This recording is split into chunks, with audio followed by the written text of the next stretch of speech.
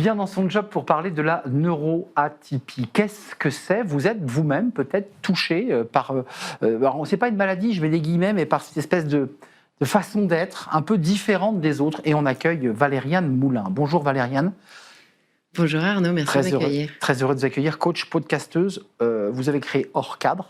Vous êtes neuroatypique. Vous avez d'abord une première partie de vie parmi tout le monde, les autres, à l'école, au travail. D'abord, c'est quoi la neuroatypie et comment elle se manifeste ou comment elle s'est manifestée chez vous ? Alors, la neuroatypie, il y en a plusieurs. Il y a tout ce qu'on appelle les dys.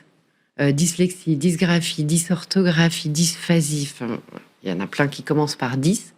Il y a les troubles de l'attention, dont on parle beaucoup en ce moment. Visiblement, c'est un sujet à la mode. Capacité de se concentrer. Ou de ne pas se concentrer. Ou de ne pas se concentrer assez longtemps. Exactement. Alors, avec ou sans hyperactivité. Donc, ceux qui bougent ou ceux qui ne bougent pas, en gros. Et puis, il y a aussi les TSA, ce qu'on appelait les autistes Asperger. Aujourd'hui, on dit les troubles du spectre autistique. Les HPI, les hauts potentiels intellectuels. J'aime pas trop ce mot, mais on n'en a pas d'autres. Mais vous êtes dans l'entreprise, d'abord dans l'école, puis dans l'entreprise. À quel moment vous faites cette bascule pour créer Hors Cadre ? Qu'est-ce qui se passe ? C'est vos enfants qui eux-mêmes sont neuroatypiques ?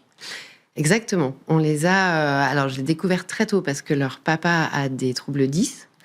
Et du coup, il y avait un soupçon que peut-être parce que c'est héréditaire. Et puis, on a fait attention. Effectivement, ça n'a pas loupé. En grande section de maternelle, déjà, on se disait, il y a un petit truc. Et puis, ça n'a pas loupé. Arrivé en CP, la lecture, c'était juste impossible. Et puis, et du coup, on a démarré les tests, parce que régulièrement, c'est un petit peu... comment vous vous appelez ? Montrez-moi votre carte d'identité. Ouais, c'est un peu apportez-moi la preuve, donc il faut faire des donc tonnes de c'est tests. Prouvé par les tests. Exactement. Et ensuite vous basculez en créant Hors Cadre. Pourquoi vous créez Hors Cadre ? Parce que les enfants grandissant, alors d'abord ce sont des enfants qui grandissent plus vite que les autres. Ils ont des réflexions assez pointues, ils ont beaucoup d'empathie. Qui savent absolument pas contrôler. Typiquement, quand il s'agit de dire bonjour, de temps en temps, j'avais ma puce toute jeune qui me regardait en disant pourquoi la dame elle est aigrie. On va commencer par dire bonjour, s'il te plaît. Et puis quand les enfants grandissent, à un moment, leur dire un petit peu comment faire, leur expliquer le monde, ça marche plus. Et donc je me suis dit, je vais apprendre à leur poser les questions pour qu'eux-mêmes trouvent leurs réponses. Donc j'ai fait une formation de coach, mais c'était vraiment pour eux, c'était pour les accompagner. Et puis moi, j'en parlais très librement à l'école, au travail, de mes enfants, de leur neuroatypie, de leurs différences, de comment ça se passait, des difficultés, quand on parle de vie pro, vie perso. D'intégration au sein d'une classe ? Ouais, exactement. En fait, c'est le premier lieu d'intégration. C'est pour ça que je trouve que c'est aussi important, l'école. C'est pas tant, c'est pas tant les apprentissages, quand même. Mais c'est aussi une sociabilité, bien sûr. Ouais, exactement. C'est une première intégration sociale. Au début, quand on est enfant, on voit dans sa maîtresse ou son maître, on voit son parent. Et on a envie de lui plaire, de lui faire plaisir. On arrive en 6e, il y en a 10. Et c'est le moment où on commence à se détacher un petit peu, à créer son identité. Et puis, le passage de l'adolescence. Mais qu'est-ce que vous apportez, vous, par votre expérience ? Qu'est-ce que vous avez envie de transmettre à ceux qui vous regardent aujourd'hui ? N'ayez pas peur, faites des tests, sortez du cadre professionnel. Qu'est-ce que vous leur dites ? Alors, j'ai pas mal d'enfants, d'ados, qui, en général, notamment un petit garçon, ça m'a bouleversée, qui me dit, tu sais, je suis vraiment désolée d'être comme ça. C'est un poids. C'est un poids. En fait, c'est pas drôle au démarrage. C'est quand on dit fais de ta différence une force. Oui, ça c'est bien quand on est grand.